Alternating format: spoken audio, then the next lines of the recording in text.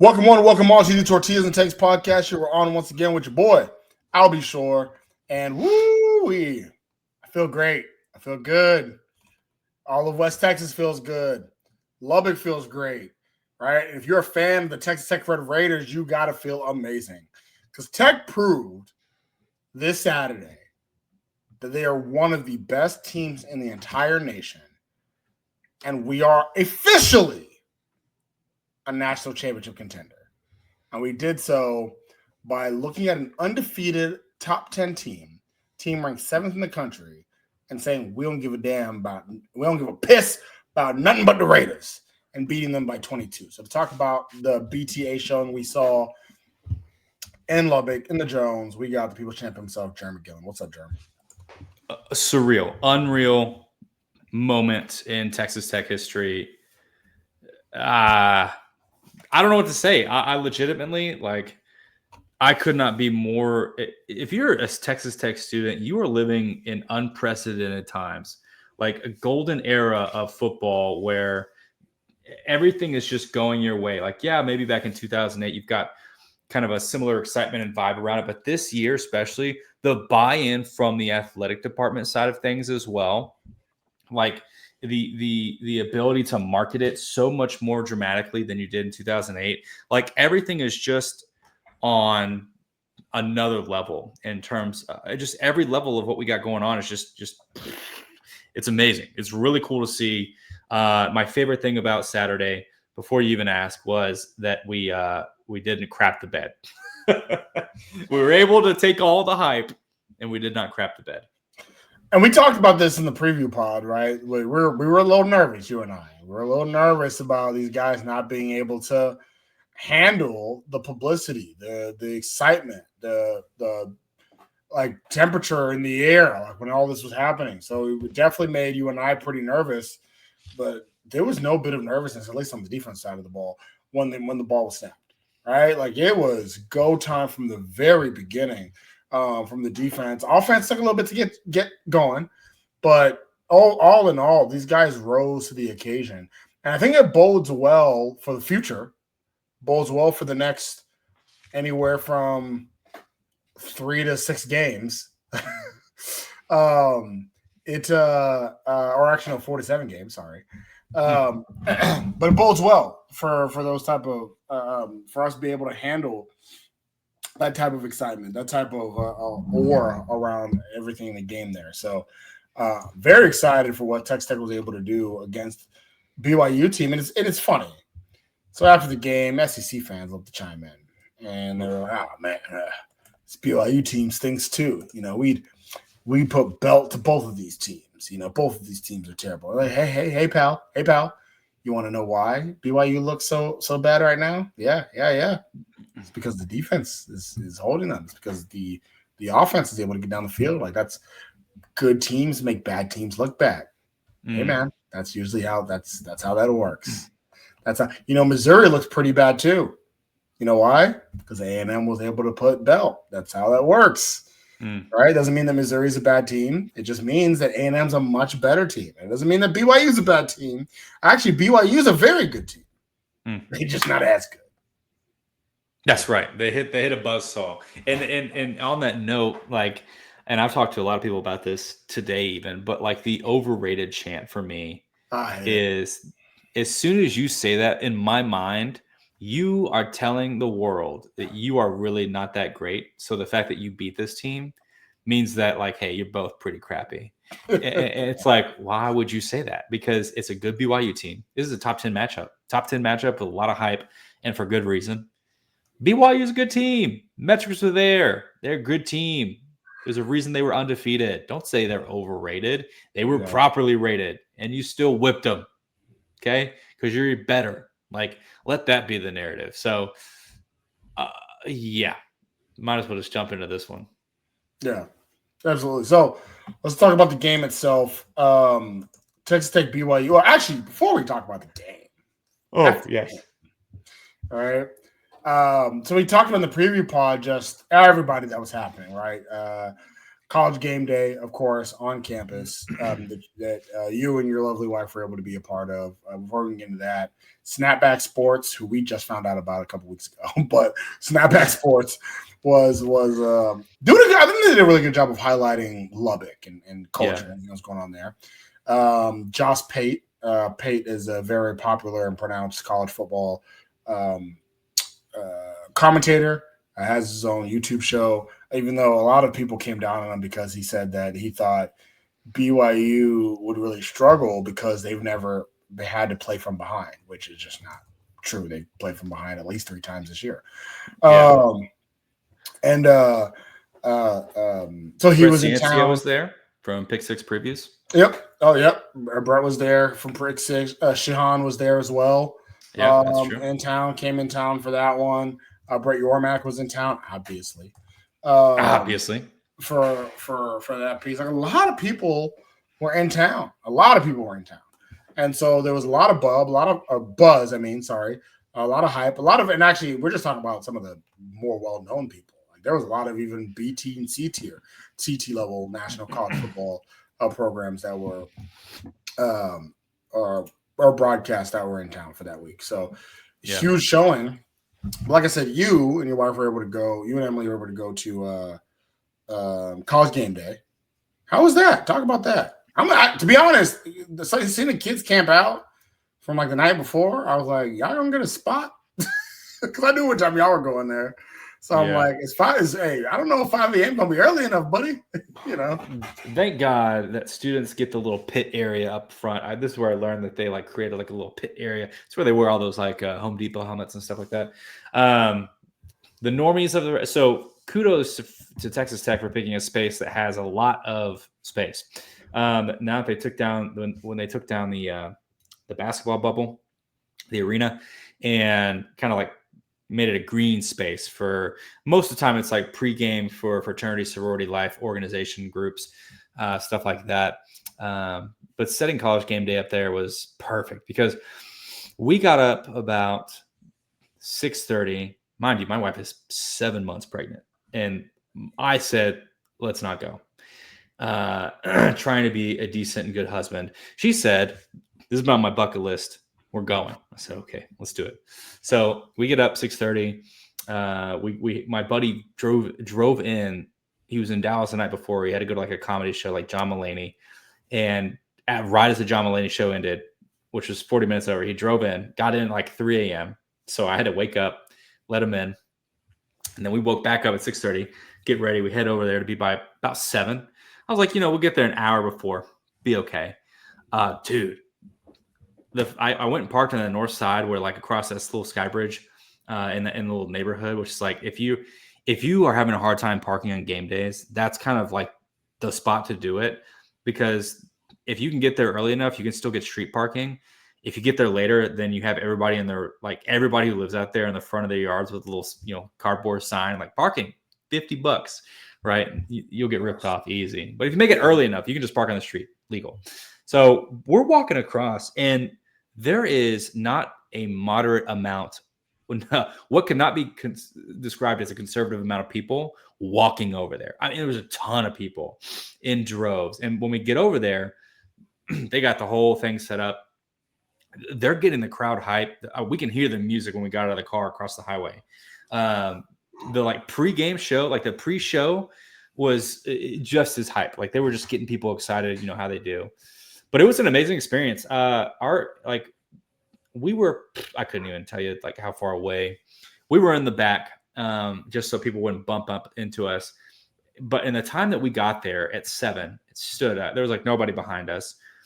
Not even 30 minutes later, I can't see behind it. Like I can't see how far it goes behind us. Just the attention, the excitement was unreal. Everybody wanted to be there. Not just students. We're talking about old people. Like people who have clearly been Texas Tech fans their whole life. People bringing their kids, people bringing dogs, signs galore, right? So we made a little sign thinking like, hey, not many signs when I'm watching on game day. Should be fun. No, everybody made a sign. So as soon as like the camera went up and around, you couldn't see anything. Everybody's signs were up in the air. SPF 1000. So it was just like It was a really fun experience. I think we did such a great job of showing up. We did a great job of being excitable, being super respectful, honestly. No F anybody chance, which it seems like on game day they've had like F somebody chance every week. Not this time. No, everybody was just so excited that we were getting it. So it was a really cool experience. Wow. Lots of tortillas constantly flying around. I know y'all saw them. Super cool. And to hear, to kind of be there and to see those guys doing their work. Of course, no headgear, no Lee Corso, and they had to move to the stadium at 10. But for the 3 hours that, we were there pretty much, it was awesome, dude. It was a really fun experience. I actually think they did a good job, though they had to move inside the stadium, of still capturing the essence of the pregame festivities in the Jones during that time, right? Because usually whenever game day has to go inside, it's kind of boring. It's not because you don't get the fans, you don't get the yelling, you don't get all that other stuff, right? But when they moved it in, they're going through the whole pageantry. They're going through everything. They paused the broadcast for the national anthem. You get to see the band run out and the color guard run out. You got to see a lot of some of this stuff happening, right? And so you got to actually, Pat basically made them stop to do the Matador song before the game started. Like, it was stuff like that. So like it was actually kind of even them going inside, you still got to capture it all, right? So ESPN actually did an incredible job of all this. And I will say, I can't remember if I said this on the preview pod or not, but game day it's almost like this weekend they were like, hey, we're so king, right? Because they last year we had Big Noon Cook-Off come to Lubbock, and we were all very excited about it. We had a good time. And since that time, I feel like we've all been like trying to convince ourselves that that's better. Big Noon Kickoff is better. They're just, we like it. We appreciate it. It's better. And then game day come to Lubbock, and we know it's just not the same. It's just not the same. And so that's why I like seeing this and having this. It's almost why it's so important to keep bullying ESPN. Because that's what this proved to me, was that bullying worked. Oh, that's right. Like we said that on this pod. We said that on the pod plenty of times. Bullying works. ESPN, because of they don't come to Lubbock if they didn't have to. Yeah, I feel like they felt like they had to. And it actually even started, and I told you that I thought they picked Utah or Cincinnati at Utah last week because they had already made up their minds they were going to Missouri the week after, right? And I actually still believe that. But Kirk Herbstreit in last week's episode or last week's game day basically put a test. It was like, hey, I'm choosing Tech. If they lose, we can't go there, so I don't want to hear it. Basically, it was one of those, I don't want to hear it. When we're in Missouri, I'd love to go, but they're not going to win. So exactly. I'd love to go. Don't come at me. Don't come at me when we're in Missouri because y'all didn't pony up or do your end of the deal, your end of the bargain by winning, right? And so, which is fair. I actually think that's fair. But my whole point is that the only reason they went to back-to-back Big 12 is because, well, a couple of reasons. One, there wasn't on this week and last week. There hasn't been a marquee, bona fide, can't miss SEC game, right? And then also, and I'll mind you that hasn't stopped them before, but also it was so loud in the fact that all they've done is go to SEC games, so loud. Right, they couldn't, and it got to the point where they could not avoid it, and so finally they go to Cincinnati at Utah, which was like here you go, game day, and then this week Texas Tech does their thing, right? You have an 8th ranked team at 7th ranked team. It's one of the biggest games of the year, and it forces them to dive fully in. I watched Cincinnati at Utah's game day last week. It wasn't as good. Not saying it was bad. It was still a good showing. It was still decent, but it wasn't as good, right? I would actually argue that the Big Noon Kickoff game early in the year when they did Tech at Utah was better. And that was also in Salt Lake City, right? It was a little more interactive. So I was about to come in here and say, man, Big Noon Kickoff might be stepping up until I saw what Game Day did. And Game Day just got to do that more often. Right. Like, it was a great broadcast. Yeah, it was an absolutely great broadcast, and I'm glad they were able to do it. Good on them. Good job on them. Yeah. All around. Good job, Espen. Hey, great production, and it carried through. The thing that I really enjoyed, being on primetime on ABC, is that the production carried through, not just just game day and then okay, let's go to the call. But like they did a really good job of, I think, coverage of the game, of the play. Yep. And of course, there's 1,000% bias here because we have not had that in-depth of coverage of Texas Tech, a quality coverage of Texas Tech like that in a long time.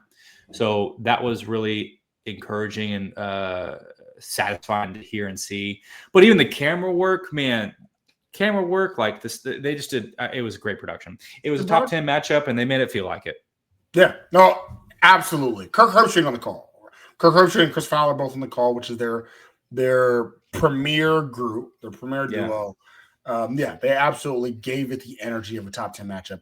And Jeremy, they're going to Notre Dame at Pitt next weekend. I don't know if Notre Dame, if that lets them off the hook. But they don't have a contractual agreement to Notre Dame, and Notre Dame's still under NBC right now. No, they do technically with the ACC and Pitt, but I don't know if that. I don't know if that lets them off the hook. There's no, for a third straight week, they're not going to an SEC game. So maybe game day's figuring it out. Times are changing. Times are changing indeed. And actually, I want to say, if I got my weeks correct, this actually would have been the week they could have, right? He had Oklahoma at Bama is a pretty good game. Texas at Georgia, huge game. That's probably the game of the week nationally. So, but they said, you know what, Pitt, we got you, buddies. Best season in Pitt history for a while. We got you. So yeah. Anyway, so now let's go to the game. Now the game. So game starts, and it's already feeling pretty good because right off the bat, LJ Martin was able to. He actually ran up the middle, second play of the game, took a big hit right in the shoulder. I was like, "Ooh, you don't want to take too many of those." And then after that, it was lockdown. Barely any yards. Now, I will say 3-and-out's not the way you want to start the offensive drive. But shout out to Kingston, the punt returner from BYU. Great kid for that fumble. And I know we're joking, but actually, real shout out to Hampton for a pretty sure-handed recovery. Yeah, that's a little bit harder than I think we're giving him credit for, right? Very close to the boundary. Very close. Yeah, very close to the boundary. You have to cradle it in. You can't bobble it. You can't, and so many times have we seen people just jump on a ball and don't know what they're doing with it, right? Like it's an oblong piece, but he secured it, no problem, tech ball. And we capitalize on that by scoring a field goal. We get a field goal. Morton, and that first sack, it was a little bit of a covered sack, but it's also Morton kind of being gun shy. Yep. When you see the all 22 video of it, he had at least one option, maybe two. He was just a little gun shy, and he ends up, the protection was pretty good. He ends up backpedaling a little bit and gets sacked. So we have to go for a field goal. How are you feeling after that field goal? Well, I will say also, believe it was Hampton's birthday on Saturday. It was. So an incredible moment for him. Happy birthday, man. And thank you for everything you've done for Texas Tech. Disappointed in that field goal because you had a disappointing start, right? Where I thought, defense doing defense things, and then you get offensively, it's like, okay, now we got to figure it out, and just not uninspired beginning off false start on the first play. Yeah. Are you joking, brother? Although it would feel weird if we didn't. So getting it back after the punt felt like here's the moment for us to capitalize, capture that momentum. And red zone woes just continued to bother the Red Raiders, and Baron Morton not knowing how to throw the ball away is one of the least discussed issues of his game. And it wouldn't happen just one time in this game. It happens again. And it happened twice in that two, but really one drive there. Yeah. And just to go look at that kind of all 22 view, to see the option, see from the quarterback's viewpoint, Like I would not doubt that there's more options than he's allowing himself credit for. And we've criticized Morton about being kind of a 1-2 read quarterback earlier on, that he has got confidence and just doesn't, like, he's like, this is going to work. And when it doesn't, that's when the game gets out of his control. And I think he tries to do too much. And I think, Morton's like biggest issue in his game right now is trying to do more than he has to. And in that scenario, if you just throw it out, I mean, Stone Cold Harrington is, come on, ain't no problem. But yeah, I would hate for us to be in the future within field goal range, and then he decides to, maybe I'm going to be the hero on this play, and then getting sacked, taking us out of field goal range, and that ends up costing you a game, right? It seems dramatic to say that, but those are the things that can happen if you're not just being constant and crisp in your discipline.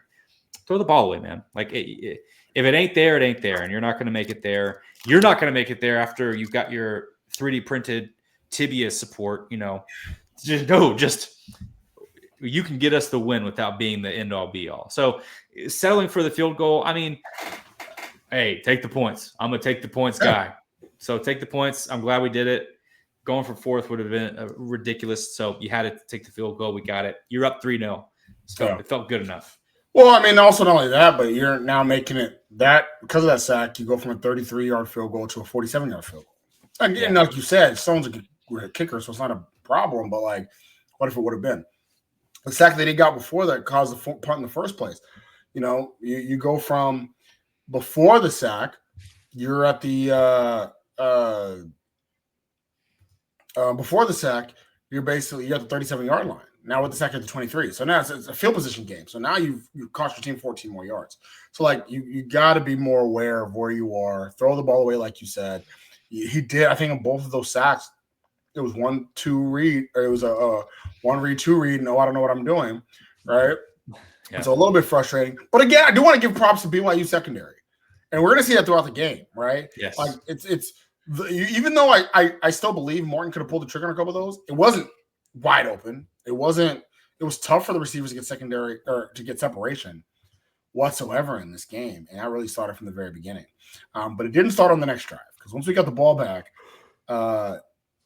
we started to see Leftwich call some more runs, right? Dickey got busy a little bit. We also saw some short passes from Morton. We made our way, and then the big one, throw right out to the right side, Koyagan, good catch from him, gets us in to Texas Tech territory, and we start to really into BYU territory, and then we start to move a little bit more, and then red zone woes were not the problem here. And you know why? Because we ran the ball, Jeremy. We ran the ball. 4 straight Dickey runs after that 37-yard pass, 4 straight Dickey runs, getting us right to the 9-yard line, and then really good pitch and catch to Caleb Douglas right on the end there. And we're on the board 10-0. Tremendous catch, Caleb Douglas. I think, Cam Dickey, welcome back. I'm so glad that we're running the ball again proper. That was one of the things that in this game, and I focused a lot on Jacoby Williams, because in my mind, BYU's done a really good job of defending the run up the middle this year. And in my mind, it was like, how do we get outside of the tackles? And so that's why in the preview, I decided to say, Jacoby Williams be the versatile player, let's toss it out. We did that a couple of times, and surprise, it was really effective. But Cam Dickey did such a good job, because BYU's defensive line was dominating our offensive line for quite a while. It felt like they were moving around where they wanted to go. But Cameron Dickey, man, his improvement from last season to this season, his ability to shift and be patient, and I think that is something he took from Taj Brooks' game. Yeah, it's just like, you don't have to do it all right now. It's going to open up for you. It has dramatically changed the way that the efficiency of his running. He gets a lot more yardage if he just takes his time. I don't think BYU is really ready for that. So really impressed with Cam Dickey, not just in this series, but I mean, the whole game, his ability to run over 100-something yards, whatever, 150 yards. I mean, his ability to run this game made a massive difference for, Baron Morton, who, depending on how you look at it, not a super game, but is what we needed. But I mean, on the board. And boy, howdy, that catch. Crazy. Crazy. Well, you said on the board. So that 37-yard pass or not on the board, but you talk about Morton's questionable game. The 37-yard pass to Coy Aiken was because Coy Aiken came back to the ball, which is Coy Aiken's had a pretty up and down season this year. Yeah. Might be the best play he's had all year was him coming back to the ball to make that catch on the 37-yard pass, because that's, I mean, could have been an interception. Like, it wasn't. Let's face it. Yeah. I'm a big Morton defender. That was not a good throw. It was not a good throw. It wasn't to Coy.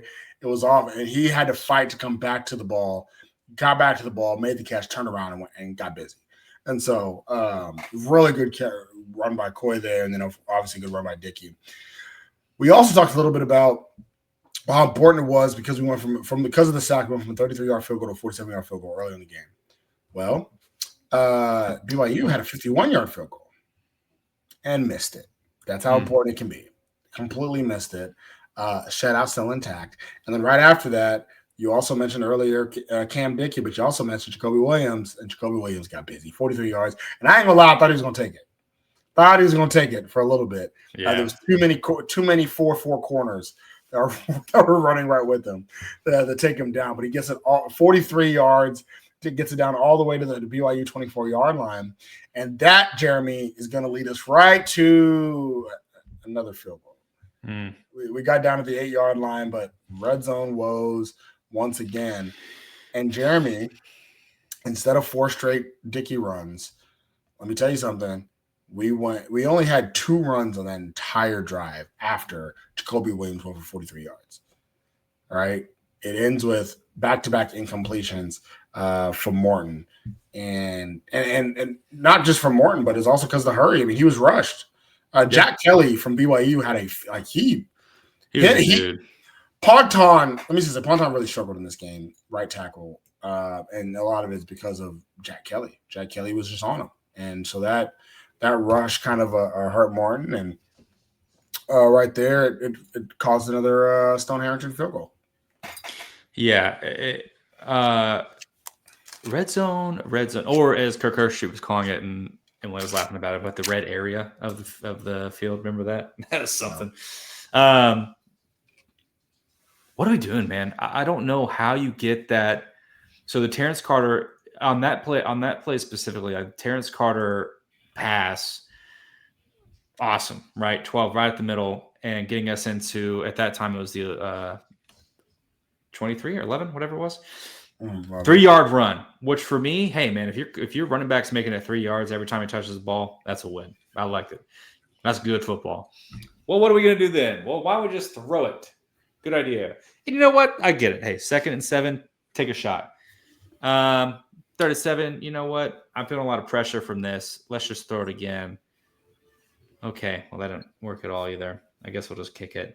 I wonder what Coach Leftwich is doing, because if you're Mac Leftwich, like at this point in the season, your red zone issues have gone from a nuisance to, hey, we gotta get this cleaned up, to this is keeping you from being good. Like, this is keeping you from capitalizing, because our defense is great. They are elite, even. Like, they are one of the best in the nation. Some would say the best, right? They can only do so much, and Arizona State proved it. If our offense struggles, slows down, stops, like the fact that they're playing the whole game is not – you don't win just because the defense plays, right? You have to have an offensive game. And Mac Leftwich has become a genius of like 80 yards.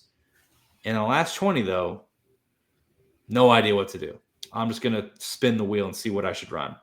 And I feel like we're overthinking it. Like, because remember last year, with Taj Brooks, and Taj Brooks had all the accolades behind him, all the energy, best Texas Tech running back in some time, right? In red zones, most of the red zone plays were run plays, because I'm going to trust Taj to just push it in. And you know what? He did it. Why? Or the tight end Wildcat. Yep, the tight end Wildcat. And we'll likely not go back to that unless Mac changes up kind of his coaching ideas. Yeah. You got the running back. You've got 2 good running backs. And I think that you need to be utilizing more running in the red zone because it feels like we try to do way too much to hit that. Oh, we got into the 20 yards. Let's just do a dagger. Let's do a dagger right now. Right? Why take more time in the red zone than I have to? Let's just do one play. It didn't work. Let's try it again. It didn't work. Now I have to do a pass because I can't run, 10 yards. So I think that Coach Leftwich is just overthinking this red zone issue. And I think that he needs to kind of take a page from McGuire's book of, I'm going to play it like I'm playing for the 4th down. Like I'm going to do the 4th down.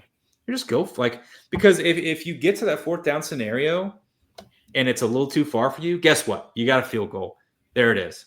Right. If you get to a 4th and 1 on the 8 or whatever, and your defense is playing lights out, then you can have a cool conversation of, you know what, I'm going to just go for it, see if we can't bang it in for that 1 yard. And if not, then our defense at least gets to eat on a quarterback that's feeling like the pressure of the end zone. We did see the Dickey Wildcat a couple times in this game, and we've seen it before. It wasn't just this game. So part of me does kind of feel like maybe we just, you know what, Morton, you get hurt a lot. Let's take you out of the equation. Let's just do a Dickey Wildcat. And a variation we can have from that is Morton coming around and you tossing it back to him if you're trying to fake it, or you do a fake toss to Morton while you run around, like whatever. But either way, that's something I think we can work on it. But I mean, overall, the name of the game is I agree with you that a pass on 2nd and 7 is not the worst thing in the world. But when you struggled so much in the red zone in this aspect, the only thing that works is running the ball. Let's just do another inside run on 2nd and 7 too. Like I'm okay with that, because it's worked. Yeah. So the rest of the first half, it was a defensive struggle. It was a offensive struggle, defensive dominance until the last drive, Jeremy. I want to talk to you about the last drive. All right. So last drive, we actually start to get busy. We have about 1:34 to go in the drive. A nice pass to Terrence Carter. Terrence Carter came up big as well in this one. Dickey with another nice 11-yard run. Huge pass to Reggie Virgil where it almost seems like he was about to take it almost all the way. Gets out of bounds on the 6-yard line. Right. Yep. They try to run it. Dickey gets stuffed. They let time go down so they can go down even more. Right. Finally, on 3rd down, pass to Coy Eakin on the side. It's actually even before Coy. Coy Eakin drops a touchdown pass. Let me say first and foremost. Right in the middle, big dog. Right in there, drops it. 3rd down, we have a nice little out route to Coy Eakin. He catches it on 3, goes to the touchdown weight room, gets tackled somewhat easily. He's just not strong enough to get the rest line. So we got a 4th down call. So before we talk about the 4th down call, Jeremy, Mr. loves to take the points. What should we have done, in your opinion? Dude, for me, so because 2 things really pissed me off about this drive. Number 1, Coy Eakin. just period. Coy Eakin, and I want to talk about kind of his regression in this season. And that's numbers are backing that up, but you can see it. Coy Eakin missing that over the middle, that's tough, man. But this is what you're practicing for. Did such a good job losing the linebacker there and then ending up in the middle of the field with nobody there. It was a no risk catch scenario. You catch it, you're not getting hit. You're so far away from everybody else, right? But just doesn't have, did Morton sling it too fast? I don't know. I don't think so. Dude, you're standing in front of the ball machine. That thing's coming out way faster. So you've got the experience there. But the following play where we toss it out to Eakin and we're like, hey, run it to the end zone. On that play, Eakin, he's got a clear line to the pylon. That's money, right? But what he does, if you go back and watch, what he does is that he looks to the defender and he closes the space to try to get this stiff arm. And I can't remember who's defending him, but he was like, all right, great. Thank you for helping me out, buddy. He just gets his hands on him, drags him, if you're the receiver in that scenario, you just blitz you just run as fast as humanly possible to the pylon. And likely Coy Eakin can get that. He's a quick dude. But he let the defender either get in his head or he pride cometh before the fall, whatever it was, decided to lean into that stiff arm and try to be like this big, Trent Richardson moment. and it just wasn't it, buddy. So that was really disappointing. 6 yard or the 2 yard line. If it was, I mean, because this point we were up 10-0. No, 13-0. 13-0. Yeah, 13-0. You got the momentum. You're getting the ball back. So in this scenario, and I was of course I'm like, I'm coaching with my wife right there. I'm like, oh my God, like you go for it here because you get the ball back either way, right? You get the ball back out of the half. The worst thing that happens is that you miss whatever it is and whatever. So actually in this scenario, I'm okay that they went for it. I kind of hate that they did a pass play. You're on the 2 yard line. Why are we not using this? I bought an offensive line with oil money to push in a touchdown. It's okay. In this scenario, I go for it. And so I wasn't upset. I know a lot of people were really upset because we didn't get points. And I agree, but your anger is misplaced because we get the ball back. So I think that, this is one of those scenarios. Your defense was playing so stout. I liked it. Did you hate it? I know I actually thought you were going to hate it. I loved it. I thought there was no, in my opinion, I don't even think twice about kicking a field goal. Because here's the thing, you're going for the kill shot. That's the thing. You play to win. You don't play to play timid. I mean, I was in a conversation about it in the chat in one of my chats. If we kick a field goal, we go to 16-0. It's still technically a 2-possession game. Yeah. Right. Like I saw a tweet. Somebody said, "Oh, but it's what did he say? Like it's a mythical 3-possession game or something like that, like a magical thing." Like no. They can still score 2 touchdowns, 2 extra points, and get it. So you can if you can get it in 2 possessions, it's a 2-possession game. Yeah. So going from 13 to 16 didn't do much to me. You go from 13 to 20, it's a kill shot, right?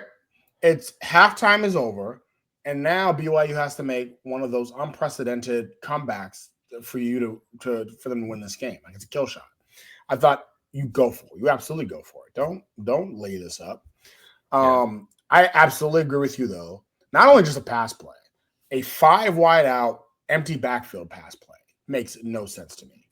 Unbelievable. Yeah. I almost to the point where I was like, well, maybe he's just going to run it in because why would you have 5 wide out on the 2 yard line? That doesn't make sense to me, right? There's no space for that kind of play. Everybody's all together in the 10 yards of the end there. Yeah. As somebody who struggles with in the red zone on college football 26 myself, I know. Brother, I understand.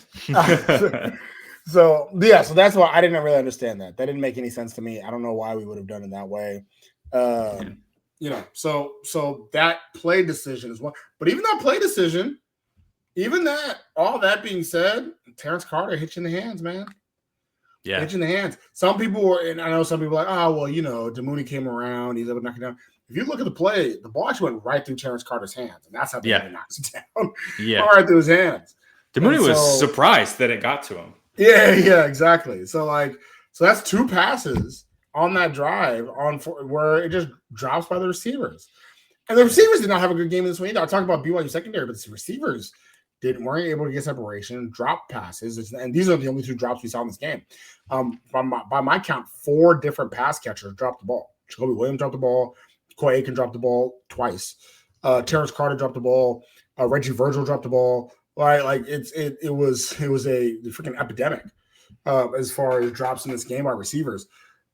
And so I don't really know what happened there, but like we had a real problem on our hands, and we going to halftime 13-0. And now I will say I heard somebody in the broadcast say, "Oh, BYU has the momentum." Well, no, they didn't really have the momentum. Check out the ball to start the second half. But it didn't give Tech the momentum we needed. Yeah. Right? Like, that's where that play, if you're BYU, you're like, okay, we're not out of the game yet. Like, we're down 2 possessions. We're down 13, but we're not out of the game yet. But that's the point of the kill shot. Kill shot takes them out of the game. Right? And so, Jeremy, we get the ball back in the second half. We're ready. Get the ball back in the second half. Go score, right? Nope. 3 and out. 3 and out. Golly, man. Yeah, 3 and out. A good news though is like you said earlier, we have one of the best defense, if not the best defense in the nation, gets the ball right back to the offense. The offense actually starts to get something, and that leads to a touchdown, right, Jeremy? That's wrong. That's wrong. No, another field goal. And we get to the 16-0 that some fans wanted us to get to at halftime. Yeah. And yay. And then so I'm going to say this, and then we're going to backtrack to this. After Jacob Rodriguez interception, we get a second turnover of the game, Jeremy. Get an interception. Woo! And that's got to lead to a touchdown, right? Did we get a touchdown? No. It's 19-0. Stone Harrington now on his fourth field goal of the day before going into the fourth quarter. And it's in a game that feels like it probably should have been 30-0. It is 19-0, a 3-possession game. Now BYU is not out of it yet. I mean, the 3 possessions down doesn't in the third quarter does not take you completely out of it, but they're close. They're close out of it. So all that being said, Jeremy, tell us how amazing that Jacob Rodriguez interception was. Oh, buddy. So you have strong side pressure from David Bailey coming around to Bear Bachmeier. Bear does a really good job of stepping up and out of a potential huge sack. But I think the stress of that, and mind you, and this is something we talked about, Texas Tech's whole game plan is wear you down. Yeah. In that third and fourth quarter, by the end of the third quarter and into the fourth quarter, our defense is cooking a different level. So Bear steps out of a really, potentially terrible sack, but I think just really tries to throw the ball out, as soon as possible. He sees, hey, I got a guy coming across the middle. That's all I see. I see that blue in the sea of red. I'm going to sling it at him. Not a great pass. Not a terrible pass. Jacob Rodriguez floating underneath does such a good job, I think, reading Bear's eyes in that moment of panic. I mean, for me, I think, Jacob Rodriguez seeing Bear getting out of the sack, running forward, instinct probably says, close that gap and make sure he doesn't get any yardage. But for some reason decides, you know what? No, I'm going to float over to where the receiver in front of him is. And just the IQ, the ability to say he's going to pass to this guy. And it was a little bit over Rodriguez, but enough for him to get his paw up there, bat it, and then have the wherewithal to catch it on the way down. What's disappointing is that there was really good plays in college football yesterday that it really just got kind of left in the dust. But it's an amazing play from a linebacker. Remember, this is a linebacker who's not like, this isn't world-class receiver, but he makes a play. Continue to do what he's been doing all season, making plays, high IQ, high drive for the game. Gets a huge interception on Bear. It ends up being his his first of Bear's kind of big mistakes in the game. And swings all the momentum, does and stands up. What's he do? Or gets tackled, stands up, Heisman pose. Yeah. And you know what? Soak it up, man. I say soak it up. You're playing at a Heisman level. You're playing at a level that it is a distinguished change of game in a positive direction. Like, you are an exemplary player on a team. Heisman worthy for me, man. So I will say, you bring up a good point about Bear Bachmeier in that. So, I mean, Bear was feeling the stress of this defense the entire game. But he had been pulling the rabbit out of his hat a couple times, right? He'd been doing some things in this game where it was like, oh, we got him. And then he does a forward flick to a receiver. Or we got him. But then he shakes a couple guys. And, like, he was making things happen. So I said this pre-pod. I might as well say it here. Bear Bachmeier is a running back that can throw. He's a running back. And I don't mean that derogatorily. I know it sounds like I do. I really don't. He's a running back that knows how to throw the ball, but he runs like a running back. He throws like a running back. He does everything like a running back. And so even those, like, off the cuff, imagine it, the way his imagination works, where he just does things, it's like a running back would do. And so, but to that interception, you're right, in that he'd been doing that all game. Doing that for 2.5 quarters, almost 3 quarters. And he's like, I'm on the run again. Screw it. I'm going to throw it. Because he'd already done that like 5 times in this game where he evaded a sack and then just made a play. And he was trying to do that again. And it's only so many times you can do that. He ended up making another mistake later on down the line in that same vein. And by this point, you're also, Jeremy, I think everybody's analysis was make BYU a passing team. That was the name of the game. Make BYU a passing team. And by this point, down 19 or down 16 at the time, with third quarter dwindling, well, you're a passing team. Sorry, LJ. I know this is gonna be your big game back, but nope. No, you're a passing team now. LJ only had 10 carries in this game. 10. Right? So how many yards do you have, Albert? 35. Incredible. Best running back in the Big 12. Give him the title. They had another guy come back, right? JoJo Phillips, premier wide receiver for BYU. How many catches do you have, Albert? He had 1 catch. For how many yards? 6 yards. Boy, they were cooking with some peanut oil. JoJo and LJ were like, man, did this have to be our friend? You may still be hurt, coach. I'm saying, and I love, and we were all kind of drinking a similar Kool-Aid of like, oh shit, like LJ Martin, great running back, right? And then JoJo Phillips, a great receiver that had kind of carried over into this season, getting hurt at Stanford. JoJo Phillips, I was not so scared about. LJ Martin for sure. I was worried about LJ, and especially that first run from LJ too. I was like, oh. Yeah. Oh, as soon as when he just cut it like butter, I thought, oh, we are in for a day. Yeah. But passing team. Yeah, and that's a dangerous place. And remember, we talked about it, that Jacob Rodriguez had mentioned it in the post game for the Kansas State game, that their mission is to earn the right to pass or to rush the passer. Yeah, and they've done it in every game so far. Even the Arizona State. Arizona State, not really, but every other game they have earned the right to rush the passer. So here's the thing: we get to the fourth quarter. And BYU, and I know they didn't want to, but they are forced to punt. And let me say something. It was 4-7 on the BYU 47. And I know Kalani Sitake had to have thought long and hard about that decision to punt it. Because you're down 19, brother. It's one of those things where I think Sitake is thinking to himself, if we punt it, if we go for it and we don't get it, the game's over. If we go for it, if we don't get it, the game's over. Yeah. So if we punt it here and we get the ball back, the game's still going, right? Yeah. So I get that logic, right?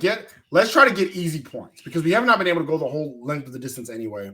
Let's play the field possession game. Let's hope our defense can hold this offense a little bit. They've done an okay because the BYU defense has done an okay job. Secondary up to this point, in my opinion, was playing great, actually. Lights out. So if you're Sitake, you're like, man, I really want to go for it. But if we play the field possession game, maybe we can get the ball back at about this point with first down instead of fourth. So I get that. And remember, we hadn't seen the end zone since the first quarter. Yeah. So all the chips are in his. Okay, so we'll play our game. It would still be a 3-possession game. If we kick a field goal, it would still be a 3-possession game. Yeah, so I absolutely get that. However, that being said, after he punted it, I tweeted and I said, Texas scores a touchdown here, the game's over. Yeah. Because this is dagger. And it's almost like the offense said the same thing. All we got to do is score here and the game's over because that's what happened. Dickey. It's almost like Cam Dickey said the same thing. Yes. Yeah. Well, not just that. I mean, he did. Well, yeah, actually, because it was the Cam Dickey drive. It was the Cam Dickey drive for sure. He actually on that drive alone. He's the one that ends up scoring a touchdown. He's the one that ended up getting that 33-yard run. He's the one that actually took that little dump off pass from Morton and ran it for 24 yards. He's the one that had 11-yard run as well. That's right. Koyikin privileged got to profit off of Cam Dickey's hard work there. Yeah, that's right. And then of course, and he was rewarded at the end with that 1-yard touchdown run and a nice little dance at the end. The game's over. 26-0. Game's over. BYU scores a prevent defense touchdown after that, and then which it's like Sherwood learned his lesson. Like, well, can't do that, buddy. So let's lock it down. The most disappointing thing Shield Wood's done all season, if I'm being honest. Yeah. As soon as I saw our defensive backs and linebackers backing up, what are we doing? Yeah. Why? For what purpose? Well, I'll say this. They heard you because they scored a touchdown, and then after that, they went right back to it. Right back to like, no, screw this. Yes, screw this. That happened again. That and then we talked about it later. That fumble that Bear Bachmeier had, where again, this time it's Lee Hunter wraps him up, slings him around. He tries to make something happen. He throws the ball backwards. David Bailey should have recovered that fumble, but he's like, "Ooh, going about my day as a Red Raider." And Jacob Rodriguez like, "Get the away! It's my ball," and then recovers it. All in all, Texas Tech wins this game 29-7. Because Stone Harrington made another field goal. Actually, school record 5 of 5 on the day. Good for Stone Harrington. Yep. Remember when we had like worries about our kicking game? It's been so long ago. Yeah, well, it ain't Belafonte that. That's right. Worries. Texas Tech wins 29-7. Some stats for you here, Jeremy. Baron Morton didn't have the best game, but still statistically was okay. 17 for 32, 219 yards and a touchdown.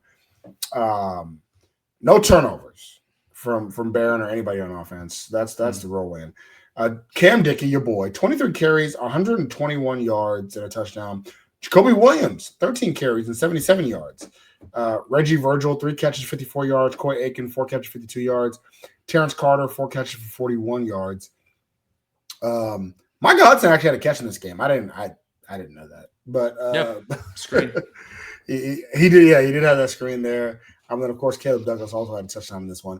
Defensively, let me tell you something. Jacob Rodriguez, 14 tackles in this game, 9 of them solo, 1 tackle for loss, 1 interception, 1 fumble recovery. And what a way to put your name out there. Goodness gracious, have a day. On a big stage. And what we talked about is like you got to do it against the big name teams. Yeah, absolutely. Cole Wisniewski. We've been saying his name a lot this year. Or at the end, the last few games, I should say. He was a dog. Yeah. 10 tackles, 5 on his own. John Curry also really good game, 7 tackles, 4 on his own. David Bailey was able to get a tackle for loss and 4 tackles. Romello Height, 4 tackles, tackle for loss. Lee Hunter with the only sack of the game. I think he gave him credit. for the sack on the fumble. But yeah, no, all in all, Texas Tech team, great job there. BYU, Bachmeier threw the ball 38 times. Yeah. 23 for 38, 188 yards, touchdown, interception. Like I said, LJ Martin, 10 carries, 35 yards. Chase Roberts, 6 catches, 61 yards, and a touchdown. Most of it came on that 1 touchdown drive. Parker Kingston, 5 catches, 43 yards, and that punt return fumble. Ooh. So I do want to give a shout out, a little kudos on the defensive side of the ball. Glasgow and Jack Kelly, the 2 guys we said were disruptors. Actually, no, Isaiah Glasgow, Tanner Walt, Jack Kelly. Talking about all 3 of them being disruptors, being intimidating players, being guys you got to watch out for. And all 3 of them showed their whole A. Played really well in this game, all 3 of them. Jack Kelly had 2 sacks on his own. And then again, BYU secondary was really good in this game. Best secondary in the Big 12 for sure. But we overcame. Jeremy, who is your offensive player of the game? Even though he plays on special teams, Stone Harrington. Player of the game. Offensively, I mean, he got the most points out of anybody. How are you going to prove me wrong? Otherwise, it's Cam Dickey. Cameron Dickey. Come on now. All right. So why is Jacob Rodriguez your defensive player? No, if it's not Jacob Rodriguez, it is 100%. Dude, I want to give more flowers to Cole Wisniewski because no, I know it's Jacob Rodriguez, but like Cole Wisniewski for me in the past couple of games especially has hit a different level of his play. And we talked about it kind of pre-pod especially. Took him a little bit to settle in, but in games like this, Cole Wisniewski was playing for an FCS natty not too long ago. And so not afraid to step up in the big games. I have learned to love his game so much. When you watch him play, he is running through his guys. He is like, okay, so on the Jacob Rodriguez interception, I mentioned this. You go back and watch it. Everybody watches Jacob Rodriguez. I want you to watch the receiver that Bear Bachmeier was wanting to throw to. Even if that ball got to him, Cole Wisniewski. Cole lit him up. He lit him up. Not only that, he lit him up. He also got to meet Bear Bachmeier out in the open field. Remember that? And he introduced Bear Bachmeier to the floor. Don't know why Bear decided to jump for no reason, but Cole Wisniewski reminded him where his feet did belong. And so Wisniewski is a big time defensive back. And not in terms of like his coverage is really good, but his willingness to just go up and get after ball carrier, second to none. I think he's had a fantastic last couple of games. That's what you're going to need over top as we finish out this year, as we go to the Big 12 championship, and wherever we end up in the college football playoffs, you need a guy like that. So for me, at the beginning of the year, like, hey, defensive line, linebacking crew, I'm solid. Defensive backs, I don't know anything. I don't know who's going to do it. Cole Wisniewski, he has taken the crown for the DBs and said, like, hey, I will run the show here. So Jacob Rodriguez, absolutely, undoubtedly, player of this game. Cole Wisniewski, really good second choice. Yeah, actually, defensively, it was like a hierarchy, like almost clear, set, ranking order. Number 1, Jacob Rodriguez. Number 2, Cole Wisniewski. Number 3, David Bailey. Number 4, John Curry. And then number 5, Lee Hunter.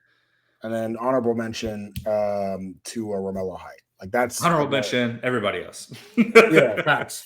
Everybody else. So yeah. But yeah, like even David Bailey. David Bailey had a really good game. David Bailey's the reason that for that interception. So many pressures, right? Yeah. So yeah, no, Texas Tech, absolute amazing game here, and it positions Tech pretty amazingly, right? It does. So for Texas Tech, now last 2 games of the season, you have home against UCF, at West Virginia, two teams towards the bottom half of the Big 12. 2 games where you got to look pretty favorably among you for Tech. And so with that, we're going to see where we position ourselves on Tuesday when the rankings come out. I personally believe we should be 6th. I think we should leapfrog Ole Miss. If you ask me, I think our resume is better. Won't surprise me if we don't, but that's just my opinion. I think we should. We should be 6th. I don't think Utah is going to be 12th. I don't even question that. They're firmly 12th.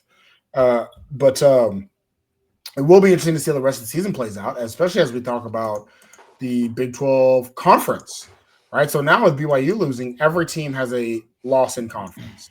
Yeah. Right. So with that being said, now Texas Tech is back up at the top of the leaderboard. They're 6-1.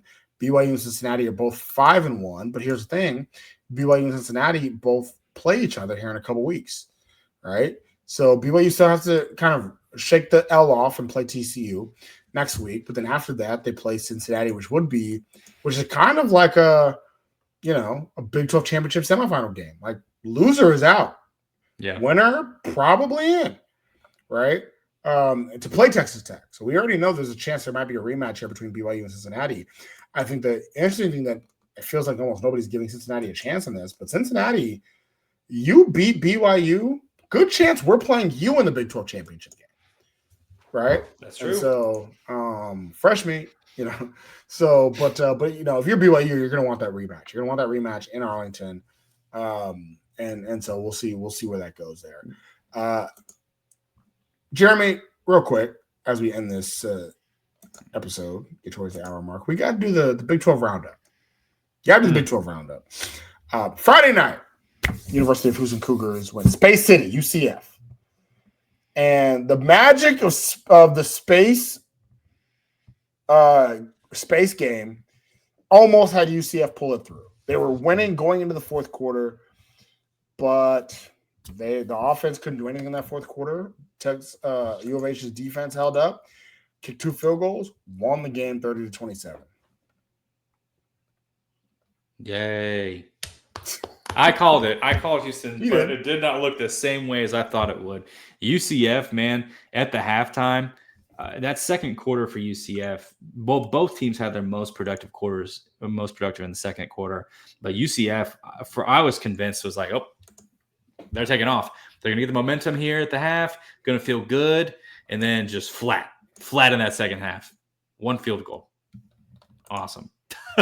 Thanks for nothing, UCF. Yeah. Thanks for nothing. Houston feels their Big 12 dreams are still alive.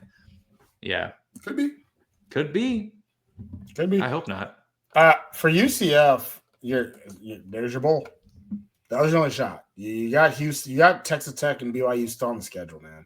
You had to win this game, and then of course you had Oklahoma State. This was the game that was going to decide whether you were going bowling or not. And sorry, you got to wait. Now this will be the 3rd year that UCF does not go bowling since moving over to the Big 12. Sucks to suck. Colorado, West Virginia, Julian Lewis is the starter. Burned a red shirt for it, right? And actually played a pretty good game. Yeah. 299 yards, 2 touchdowns. Scotty Fox, the quarterback for West Virginia, did not play a good game. He struggled in this one. And it didn't matter. West Virginia still won the game. Yeah. Drama on West Virginia? No. Very surprising performance by Julian Lewis. They were talking about him a little bit at game day. And they had kind of like, well, I guess we'll just see how it goes. But West Virginia, just finding victory or prying victory from the jaws of defeat, if you will. Colorado had no business, being in this game. But West Virginia, a little bit disappointing from Scotty. But you know what? He's learning the ropes. QB1, he's figuring out how it goes. Luckily, the rest of his team didn't really care how well or bad he wanted to play. Still a pretty good day passing, even if he had a couple of interceptions along the way. Yeah, I think the game wasn't as close as the final score indicated, right? Like the whole game, West Virginia kept Colorado at an arm's length away. Every time Colorado got within a field goal, they would score a touchdown and pick it back out. If Colorado get close, kick it back out. So West Virginia, if you're a West Virginia fan, you're watching this game, you're in the stadium, you're like, okay, we're going to win the game. The question is that how nerve-wracking is it going to be for me and towards the end here? And they made it a little bit more nerve-wracking than it needed to be. But, this is a win for the Mountaineers. Colorado will once again not make a bowl game. Coach Prime coming under some scrutiny. So, we'll see if the honeymoon is definitely over, but we'll see just how far and how deep that goes overall. The battle for bowl eligibility, Kansas at Arizona. Arizona is your Wildcats. Your boy Noah Fafita did just enough to win the game at the end, and he outdueled Jalen Daniels. Impressive switch of roles for 2 quarterbacks who entered the season kind of on different planes, right? We were always Jalen Daniels is like, man, Jalen Daniels is having a really good season. Maybe he's in his era. Maybe this is going to be his year, right, to pull it all together for Kansas. He's taken a sharp dip, whereas Noah Fafita, at the beginning of the season is like, man, really want him to be better, really want this to work out. Kind of slow going, but he's really starting to – now he's not a crazy good quarterback, but he's really starting to make it happen at the right time for Arizona, right? On those big drives when it's like, man, we really need you to be good. He's found a way to, make it happen, right? And I think that Arizona's finally starting to – bowl eligibility, right? So that's nice. And so now getting to kind of rest in the season's going to be longer than just just what's next. They have a small gauntlet coming up. They got Cincinnati next. They're going to be playing in Cincinnati, and then Baylor and Arizona State. So they may be able to squeak out 7, maybe 8-win season here, right? Depending on how, this goes. So not a terrible year for Arizona. Like, you can't be upset about that considering how you kind of got damaged a couple of times throughout the season. Iowa State, BYU, Houston, right? You've rallied back-to-back wins here. Can you take it again with Cincinnati? Yep, absolutely. Iowa State, TCU, really good game. Measured up to what we were thinking it was going to be as far as the number 2 game in the Big 12 this weekend. And at times, as the game was going on, I was like, oh, well, Iowa State's doing what I thought they would do. They're going to take the lead. They're going to win this game. But they kept, especially early on, Iowa State should have been up by multiple scores. And they just kept letting TCU hang around. Because TCU refused. First of all, Iowa State kept letting TCU hang around, but TCU refused to want to hang around. They were like, no, you take it. No, you take it. And finally, TCU started saying, you know what, we will take it. Right? Yeah. Back-to-back long, methodical, monotonous drives, and then getting an interception. You're up 17-6 in the fourth quarter. Yeah. Hey, good job, TCU. Let's go home. Let's go home. We're still in the Big 12 race. Let's do it. And then not so fast. Not so fast. You let it all go back to getting a touchdown and then a punt return touchdown. What the hell? And not being able to do anything after that. Turning the ball over on downs. Iowa State. That's stealing victory from the jaws of defeat right there. Winning this game 20-17 and effectively kicking TCU. When we talk about the lounge, TCU was knocking on the door, almost in. Now the door is completely slammed shut. 3 conference losses. They're out of it. Yeah. Huge turn of events for Iowa State, who just couldn't get anything going against TCU's defense. One small gleam of light, and they had their own. It was like they finally got a good Iowa State level drive in, 5-minute drive, and they were able to stop TCU. And by the special teams gods, they took that punt all the way back. Wild stuff. So, yeah, good for Iowa State. I thought they were going to continue to capitulate, but they brought it together in Fort Worth. Disappointed the 50 some odd TCU fans out there. It is what it is. So TCU, you're out. See ya. So now when it comes to the lounge, last call. Nobody else can enter the lounge. We are now only 2 to 3 games left in the season. Nobody else can enter the lounge. We have sealed it shut, and the teams that are hanging out are Texas Tech in the National Championship VIP Lounge. I don't know if does BYU stay up there, or do we have to bring them down? I feel like they can stay up there. They stay up there because no disrespect. They on the ropes, but they stay. We pushed them to the elevator, said you stay right there. Yeah. Don't get no then closer. Cincinnati, Houston, Utah, Arizona State, y'all in the lounge, right? That's who's left. That's who's left. Last call, nobody else can come in. People can only leave, right? Arizona's watching through the window. Yeah, they're just like, no, we were so close. No. But there are big games coming up. Cincinnati and BYU both play each other. That'll definitely be an opportunity for one of these teams to potentially get kicked out of the lounge. Utah and Texas Tech got it pretty easy to end the season. I mean, well, actually, not take that back. Let me not say easy for Utah. They have Baylor, home against K-State, at Kansas. None of those are cupcakes, but none of those are gauntlets. You're not playing anybody else that's a contender for the conference championship. So there's a benefit there.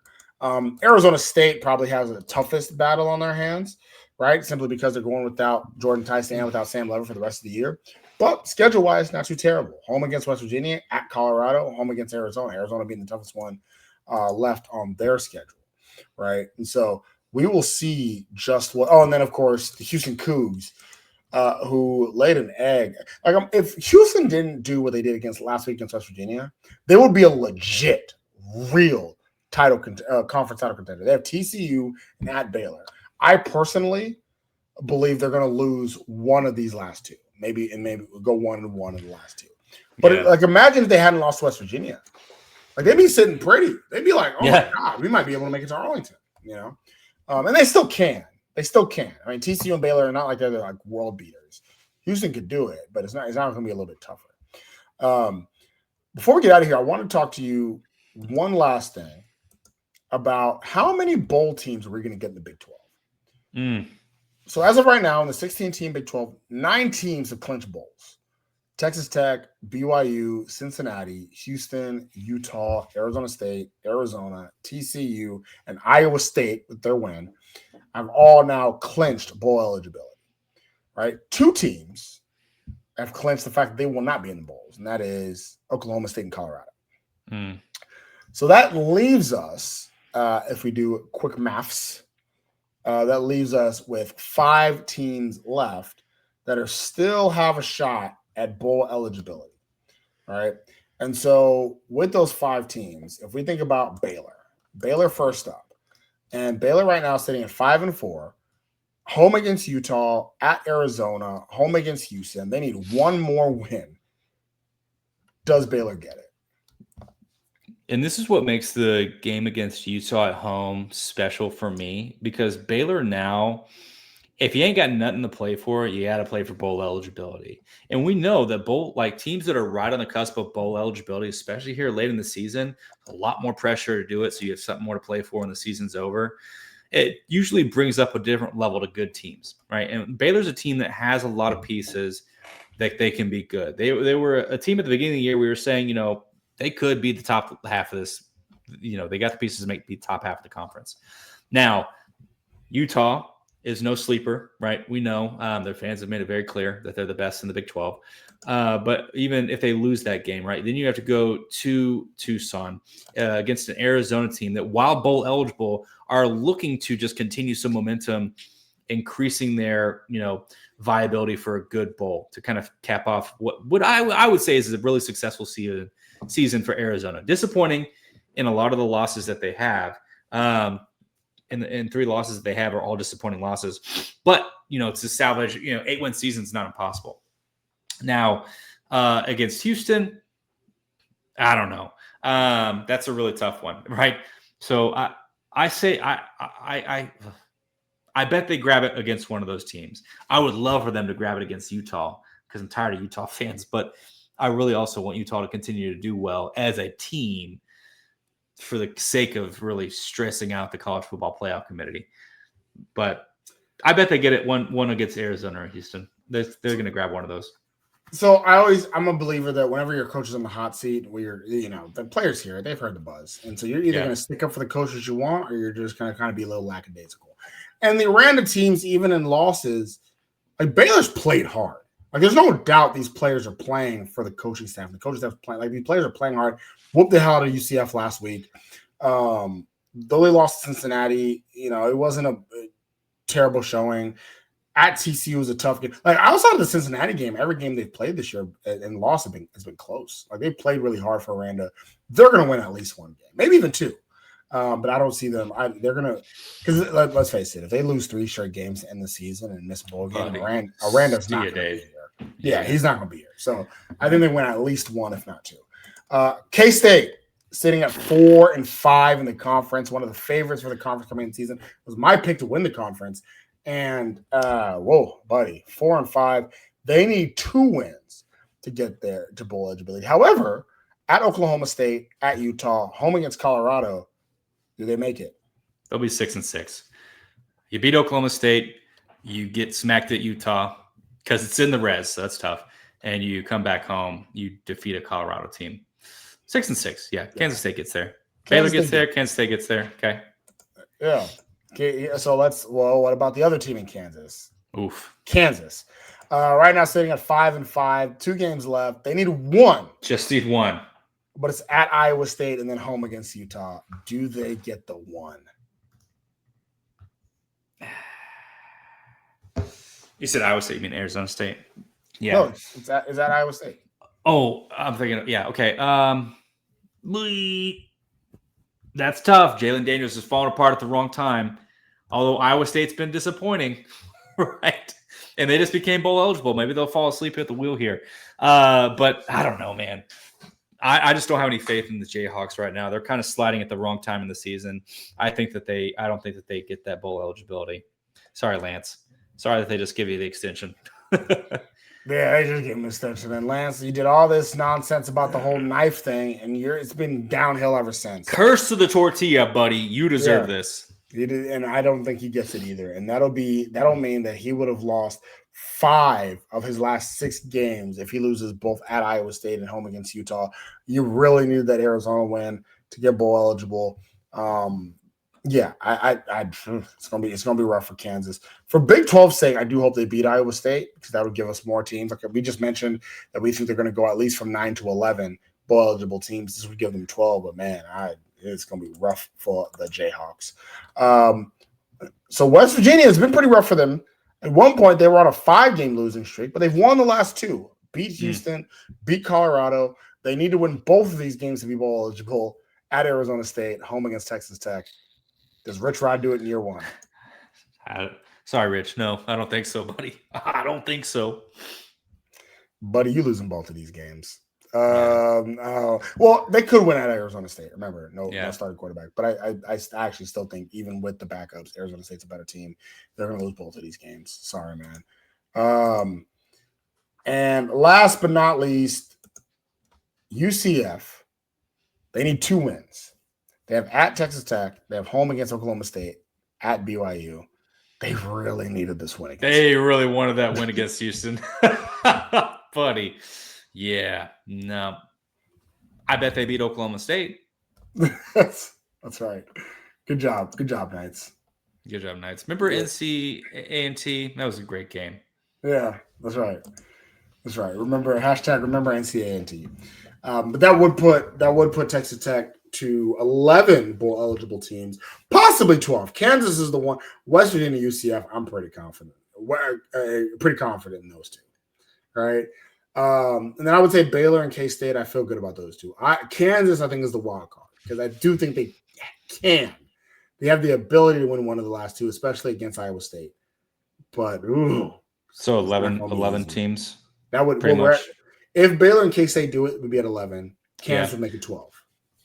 Come on, Kansas, for the brand. Which is a lot more than the Big Ten can say. Big Ten's quietly had a bad year, by the way. No one wants to talk about it. No. They're very top. They're actually interesting because they're very top heavy, right? But as top heavy as they are, if Oregon loses another game, they're only getting 2 teams in the playoff.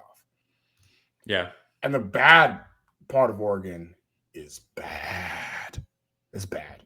They're the bad part of the Big Ten, sorry. Purdue's bad, Penn State's bad, Michigan's bad, Wisconsin's bad, Maryland's bad, Rutgers bad, UCLA's bad. So there's a lot of bad teams. I mean, they might also get 11 teams in to bowl eligibility.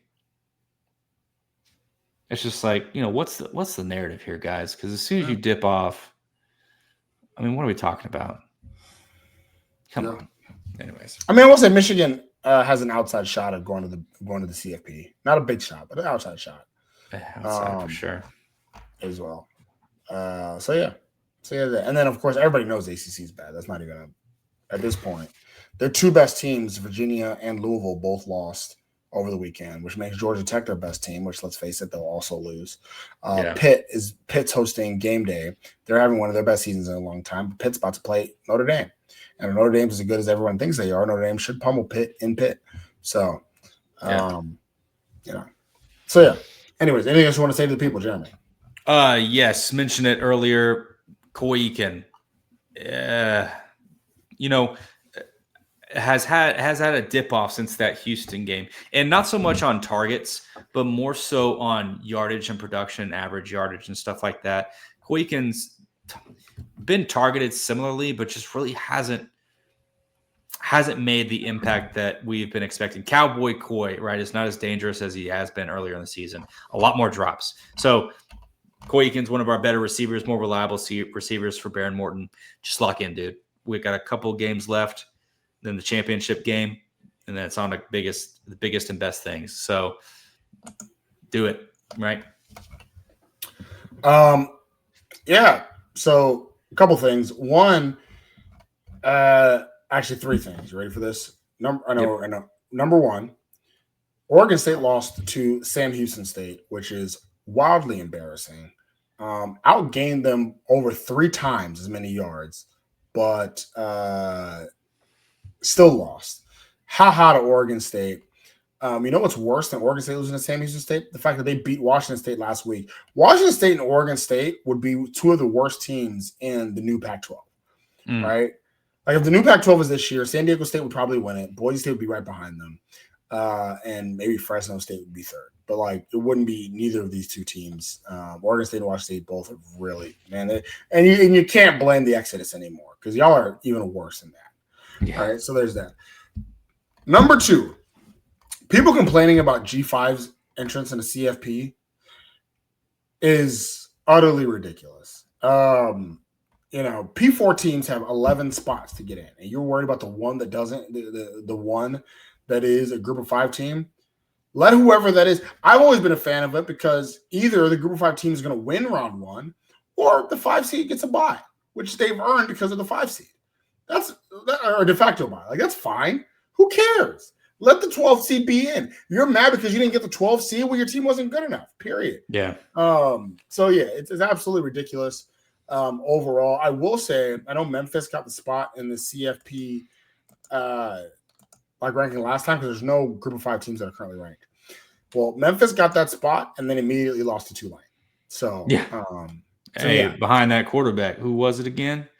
That BYU wishes they had him still. Oh, yeah. Retzlaff. Yep.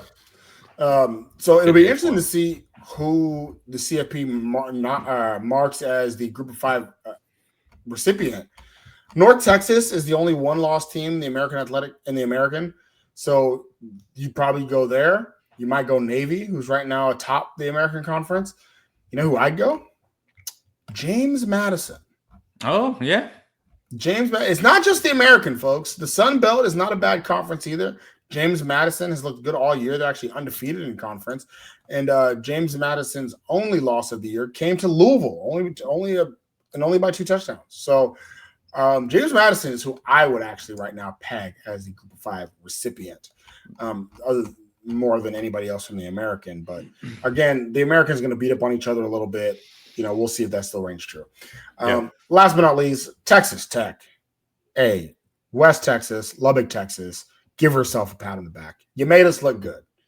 You made us look great, and made fun. Like, Lubbock's been the laughing stock and the punching bag for so long, and for one glorious weekend, nobody could do that. One glorious weekend, everybody saw the beauty that we've all seen in West Texas. So good job. Good on all of you. And I cannot wait to get Evie Mays next week. Can't wait. Can't wait. They actually stayed open until 9 p.m. on the game day on yesterday and Saturday. Just so many people, man. Everybody wanted to go. It was the monolith of barbecue in Texas. You get any brisket? No, I didn't go.